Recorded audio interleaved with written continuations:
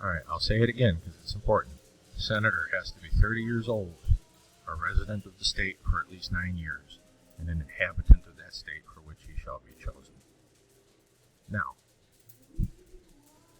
Joe Biden proved to be a little bit of an exception to this because he was elected before he was 30. I believe he was 28 or 29. He went to the Senate. He was elected from Delaware. He went, the Senate accepted him, and he just couldn't vote until he turned 30.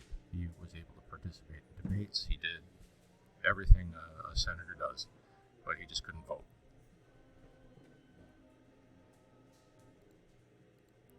So the vice president will be the president of the Senate.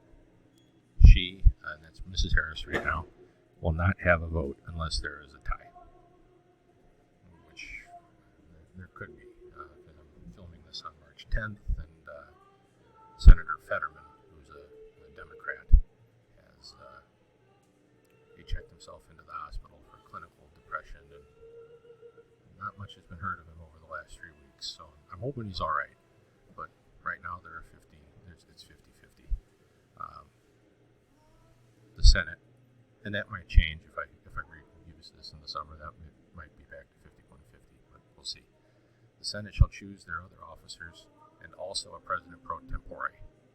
Now, the president pro tempore is who is supposed to be leading the Senate in the absence of the vice president. Now, the power that this person holds is really quite minimal, other than the fact that he or she is in the line of succession to the presidency. Who really is running the floor? I mean, we can get a little murky here. So the VP breaks the ties. The president pro tempore is there. He or she leads. I don't believe there's been a she yet. I'm blocked on this. It might come to me later. But then there's the majority leader. And the majority leader right now is Chuck Schumer. And the majority leader really decides what's going to happen on the floor, independently of these two. The president pro tempore has traditionally been the oldest, most curmudgeonly, one foot in the grave senator from the majority party. And that's what it's been. Majority leader, not so. There's a vote that the Democratic and Republican caucuses take. Right now, it's Mitch McConnell for the Republicans and Chuck Schumer for the Democrats.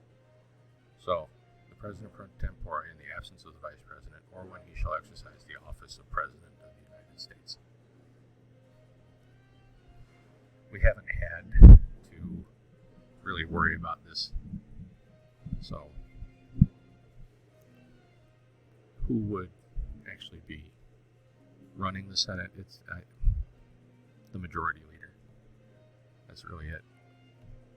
So the Senate will have the sole power to try all impeachments. I was talking to you about that. So the 100 senators, after the House of Representatives brings over their bill of things that this federal official has done wrong, that they think he's done wrong, they try the case. If the President of the United States isn't tried, the Chief Justice presides. He gets the Chief Justice.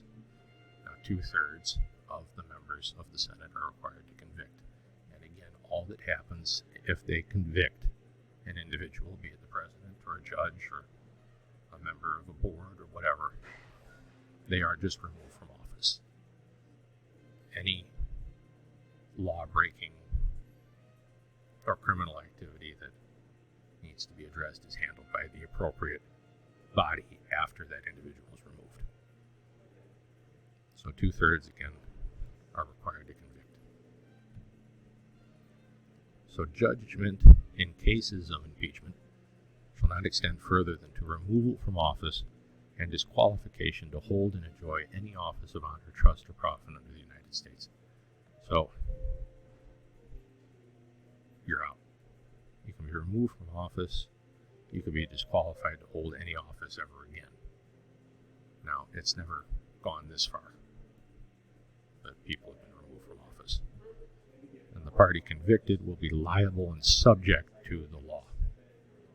So, as I said, if the FBI needs to get involved, that happens after the individual is exited as, say, the senator from Nebraska. The states will decide where, when, and how senators and representatives are elected. Again, it's a reserved power. States run the elections. But Congress, if it wants, they can alter these regulations, except as to the places of choosing senators. And this is a throwback to the days before senators were popularly elected and were chosen by the state legislatures, usually in their state houses. So Congress will gather at least once annually. And when we were a small agrarian nation, that was okay. I don't see this happening now. That we just gather once and that's it.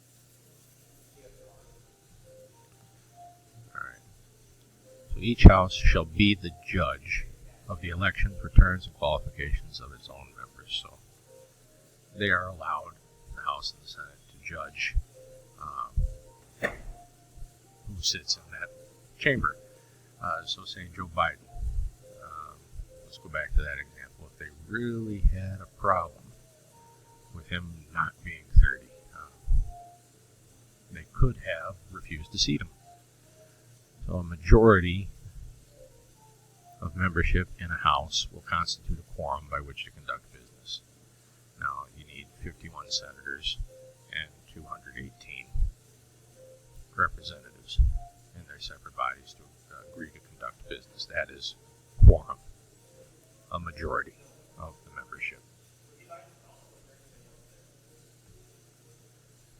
And a smaller number may adjourn from day to day and may be authorized to compel the attendance of absent members in such manner and under such penalties as each House may provide.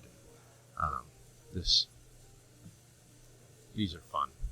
This is a clip from the TV show House of Cards. And this has happened. You can authorize the Sergeant-at-Arms of the House and or the Senate to go and compel the attendance of absent members by arresting them. And this has happened not frequently over the years, but the Sergeant-at-Arms have in the past forced members back into the chamber against their will, say they don't want to vote on a bill that would harm the dairy industry. And it was the senator from Wisconsin who flew the coop and ran out of the Senate. Well, if that takes them under quorum, then the Sergeant-at-Arms is coming for you. So each house may determine the rules of its proceedings, punish its members for disorderly behavior, and with the concurrence of 2/3, expel a member. So they are perfectly entitled to throw people out if that is what is needed. Both houses will keep a journal of their proceedings and publish it from time to time. I'm not entirely sure what time to time means. It's just, I think, when they want to publish it. The journal will not include parts of congressional proceedings that ought to be kept secret. And this has always bothered me because it's according to the judgment of Congress, and you would have to place some trust in Congress in order to be okay with this. And if you do, that's great. It's not something I've been able to bring myself to do quite yet. We'll pick up here.